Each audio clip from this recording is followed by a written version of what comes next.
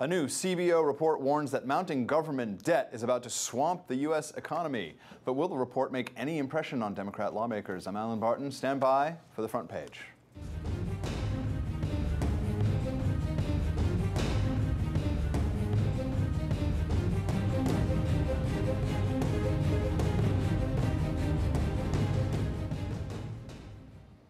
The nonpartisan Congressional Budget Office has issued a report warning that federal debt will overtake the size of the entire U.S. economy in 10 short years. A remarkable achievement. Thank you to our folks in Washington for their hard work in this regard. Joining me from Washington to talk about the CBO report and a breakdown of the debt limit talks is Peter ROFF, contributing editor of U.S. News and World Report and a PAJAMAS media contributor. Peter, welcome. Good to have you with us. Nice to be here, Alan. Thank you. The CBO issues these reports every year. The tone of this one seems a little bit more blunt than last year's. What's the significance of it, and is Congress under any obligation to pay attention? Well, as CBO reports go, this is a Stephen King novel. This is really scary. Total publicly held debt in 10 years, the size of the entire U.S. economy, not just gross domestic product, but GNP, and double it another, I think it's 15 years down the road. The tax and spend trajectories here that have been put into place by Obama are just frightening, absolutely frightening. And you would think this would color what's going on in the deficit reduction debt ceiling talks, but in fact it appears to have impacted with all the glancing blow of a boiled hot dog. I mean, it just sort of fell flat. What has happened, however, is that Senator John Kyle of Arizona, the Republican whip, and House Majority Leader Eric Cantor have walked out of the deficit negotiations that were being led by Joe Biden, Vice President, because the Democrats just kept putting tax increases on the table. And the Republicans just kept saying, no, no, no. No to tax. Well, what if we got, no, that's a tax increase. Well, what if we did that? No, that's a tax increase. No. I mean, you know, what is it the feminists say? No means no. And you've got Joe Biden and Chris Van Hollen and Dick Durbin trying to rape the American taxpayers. And you've got Cantor and Kyle saying no, and no means no. So they walked out. And now the negotiations are moving to where they should have been at the beginning between President Obama and John Boehner, the Speaker of the House.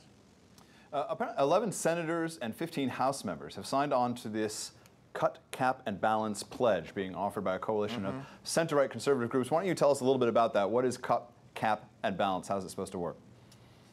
Well, this started with the House Republican Study Committee, but it spread over to the Senate. I think if you go to the website, I think you see there are 30,000 American citizens who have signed the pledge themselves.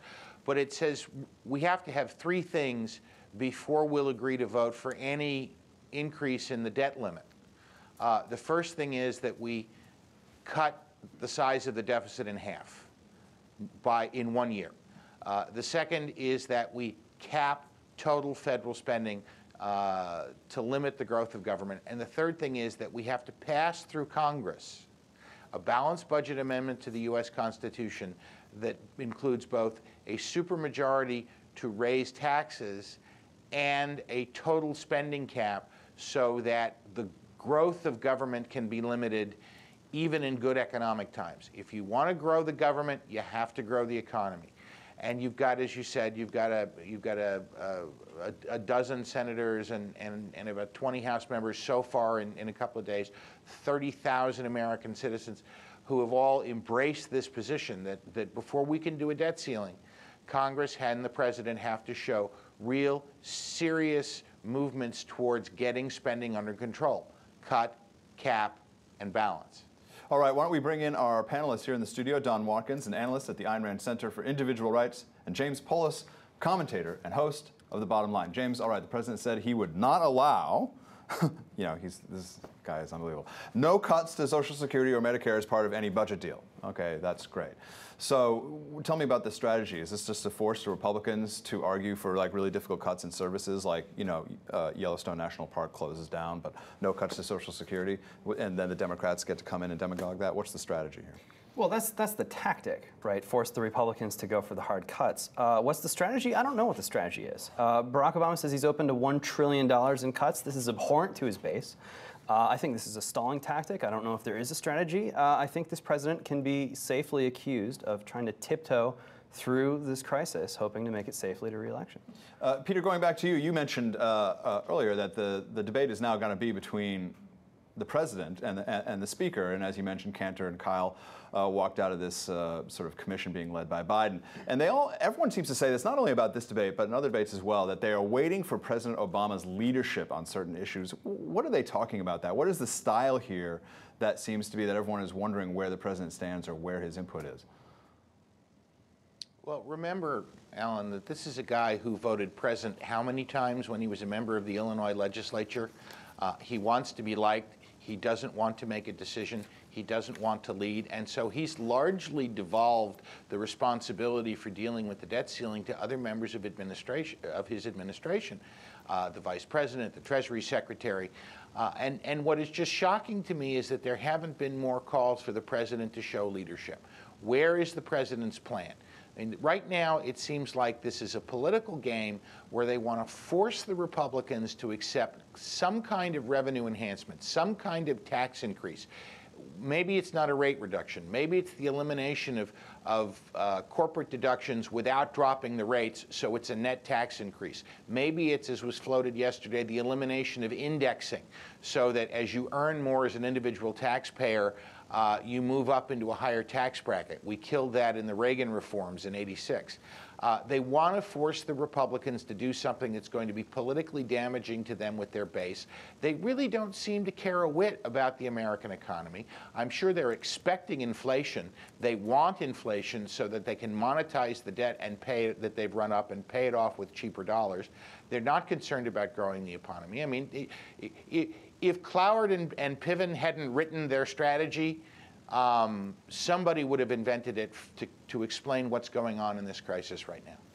All right, Don, we'll go with you here. Paul Ryan, of course, has been arguing for his own debt reduction plan for some time, and somewhat controversial, of course. They're making commercials where a Paul Ryan-esque figure throws grandma off the cliff. So here's what Paul Ryan said about the CBO report. Let's take a look. The CBO is candid about the increasing likelihood of this crisis, and the report states, quote, "Such a crisis would confront policymakers with extremely difficult choices and probably have a very significant negative impact on the country," unquote. This quote demonstrates CBO's flair for the understatement. A sudden fiscal crisis would be a complete catastrophe for this country. Families and businesses would bear the full brunt of the painful consequences. If the nation ultimately experienced a panicked run on its debt, policymakers would be forced to make immediate and painful fiscal adjustments, like the austerity programs that have stoked the riots in Greece. All right, is he on the ball there in terms of likening our situation to Greece? And we spoke last week with Mr. Fontevecchia, who says we're not really heading towards Greece because we are the reserve currency, and that affords us certain protections and stability. What do you think in terms of those analogies to the Greece situation? A lot of scenarios are on the table, some as bad as Greece, some not as bad, and some much worse. But the question is, what are your arguments? So if you're going to cut government, how are you going to defend that? And Paul Ryan is a perfect example. He came up with a plan that I thought was, actually much too weak, but at least it was going in the right direction.